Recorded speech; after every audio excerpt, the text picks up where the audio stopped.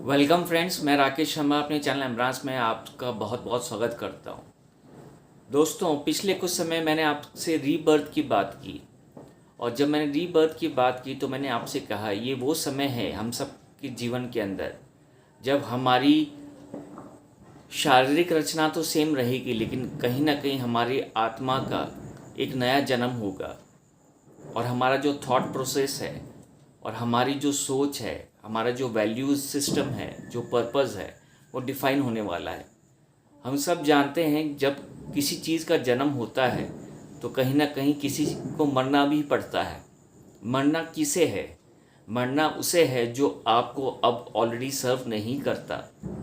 दोस्तों, जब मेटामॉर्फोसिस का प्रोसेस होता है या रीबर्थ का प्रोसेस होता है दोस्तों, तब आपको एक बहुत बड़े दर्द से गुजरना पड़ता है और ये जो दर्द है वो इंटरनली आप अपने सोल लेवल पे, कॉन्शियस लेवल पे महसूस करते हैं और हमारा माइंड, हमारा ब्रेन उस समय हमारे साथ बहुत बड़ा खेल खेलता है। वो ये खेल खेलता है कि वो अपने दर्द को जस्टिफाई कराता है आपसे, और जो दर्द आपको मिल रहा है और उसके लिए वो किसी और को दोषी ठहराएगा, किसी और को कल्प्रिट बनाएगा। लेकिन अगर हम इस स्थिति में अपनी मन की, आत्मा की पुकार को सुने तो हमें इस चीज़ से हम अटैच होंगे कि ये जिस प्रोसेस में हम जा रहे हैं अभी, या जो भी दर्द या तकलीफ़ हमें मिल रही है, वो कहीं ना कहीं हमें एक नया जीवन की ओर लेके जा रही है। हमारे आत्मा के अंदर एक नई उम्मीद की किरण का प्रवेश हो रहा है।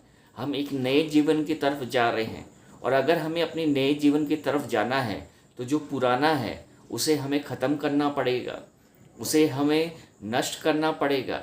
लेकिन ये जो हो रहा है आप लोगों के साथ, ये स्वतः हो रहा है, इसमें आप चाह के भी कुछ कर नहीं पा रहे हैं। इसलिए मैं आपसे कहता हूँ कि एक बार इस प्रोसेस को कंप्लीट होने दें जो प्रकृति द्वारा आपके अंदर चल रहा है। और जिस दिन आप उस गर्भ से बाहर आ जाएंगे, प्रकृति के गर्भ से बाहर आ जाएंगे, क्योंकि अभी आप प्रकृति के आधे गर्भ में हैं और आधे बाहर हैं, इसलिए आप एक इंडिसीजन की स्थिति में हैं जहाँ पर आपके लिए सही क्या है, गलत क्या है, उस चीज़ का एहसास आपको नहीं है। और इस समय जो भी आपको जिस तरह से भी चलाना चाहता है, आपको लगेगा वही आपके लिए सही है। लेकिन दोस्तों, मैं सिर्फ आपसे यही कहना चाहता हूँ, ये वो समय है आपके जीवन का जिस समय आपको अपनी मन की पुकार सुननी है और बल्कि अपनी आत्मा की पुकार सुननी है। क्योंकि आपको ये तो पता है कि आपसे क्या छूट रहा है, लेकिन आपको ये ज्ञात नहीं है कि आपको क्या मिल सकता है। तो जो छूट रहा है उसको आप जानते हैं, लेकिन जो आपको मिल रहा है उससे आप अभी परिचित नहीं हैं। इस समय जो सबसे अच्छी बात आपके लिए हो सकती है वो है अपना इंट्रोस्पेक्शन करें, अपने आप को एकांत में लेके जाएं और अपने आप से पूछें, अपनी आत्मा से पूछें, अपने मन से पूछें कि उसकी राह कहाँ पर है, उसका जीवन कहाँ पर है। और मेरे दोस्तों, आपकी आत्मा, आपका अंतर्मन आपको वो राह दिखा देगा, वो जीवन दिखा देगा जो आने वाले समय में आप अर्जित करने वाले हैं या जिसमें आप प्रवेश करने वाले हैं। ये एक ऐसी स्थिति है जहाँ पर हर कोई एक इनर फाइट के प्रोसेस के थ्रू गुजर रहा है।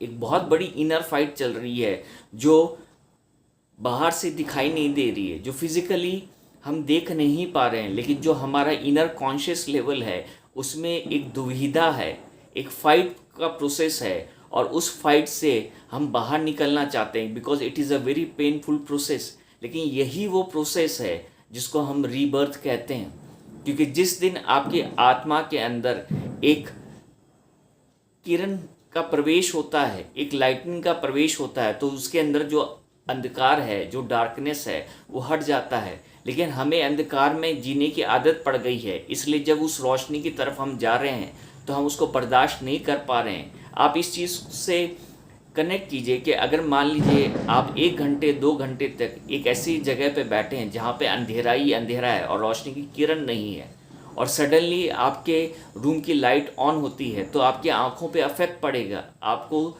30 सेकंड या 1 मिनट लगेगा अपनी आंखों को एडजस्ट करने के लिए उस रोशनी में, क्योंकि सडन वो रोशनी आपके जीवन में आई है। लेकिन वही रोशनी अगर धीरे धीरे ग्रो हो, धीरे धीरे वो लाइट आपके जीवन में आए तो आप अपने आप को बिल्कुल उस रोशनी में एडजस्ट कर सकेंगे और आप उससे सिंक्रोनाइज होंगे। तो दोस्तों, इस वीडियो के थ्रू मैं आपको यही बताना चाह रहा हूँ कि आने वाला 1 महीने का समय, स्पेशली अप टू 24 दिसंबर, इस समय ऐसा कोई भी डिसीजन ना लें जो आपका ब्रेन आपको बोल रहा है लेने के लिए, बल्कि अवॉइड करें, शांत रहें, इंडिसिसिव ना बने, जल्दबाजी ना करें, किसी भी उस थॉट से ना जुड़ें जो नेगेटिव है। आप जितना इस समय पॉजिटिविटी को अट्रैक्ट करेंगे वही आपके लिए हेल्पफुल रहेगी। अपने आप को उस प्रक्रिया में झोंक दे जहाँ से आपसे पॉजिटिविटी अट्रैक्ट कर सकते हैं। और अगर आपका आसपास का माहौल नेगेटिव है या आपको कुछ नेगेटिव आपके कानों में भरा जा रहा है तो उस चीज़ को अवॉइड करें दोस्तों। जैसे मैंने कहा कि ये प्रजनन का समय है, तो प्रजनन के समय में बड़ी शक्ति लगती है एक माँ को भी और एक बच्चे को भी। तो अभी आपको सिर्फ अपनी शक्ति से कनेक्ट होना है और उस ईश्वर से कनेक्ट होना है और अपने जीवन को उस ईश्वर के हवाले कर देना है, क्योंकि उसे पता है अगर वो आपको आपके माँ के गर्भ से निकाल रहा है तो वो आपको ऐसी दुनिया में ले जा रहा है जो आपके लिए सही है। लेकिन वो दुनिया आपके लिए कैसी है या कैसी नहीं है, इसके लिए अपने आप को प्री जज ना करें, उसके लिए ज़्यादा सोचें नहीं। Trust the process of mother nature. एक बार ईश्वर पर वो पूर्ण विश्वास रखें जो आपने अब तक बनाए रखा है।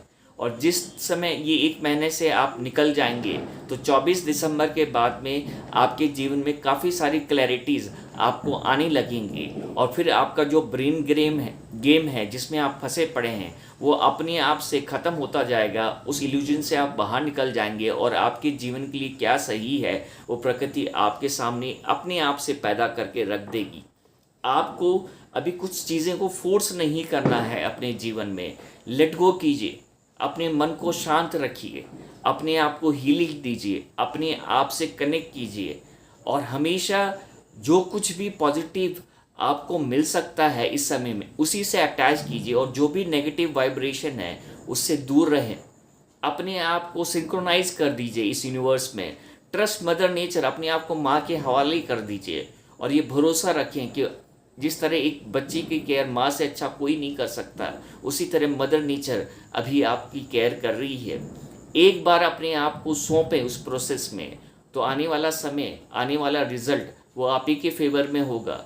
जैसे मैंने कहा कि ये वो समय है जहाँ प्रकृति अपनी पीक स्टेज पर एक्शन में आ चुकी है, तो हमें उस पीक स्टेट में कोई भी एक्शन स्वतः नहीं करना है बल्कि हमें बहना है जहाँ पर प्रकृति हमें ले जाना चाहती है।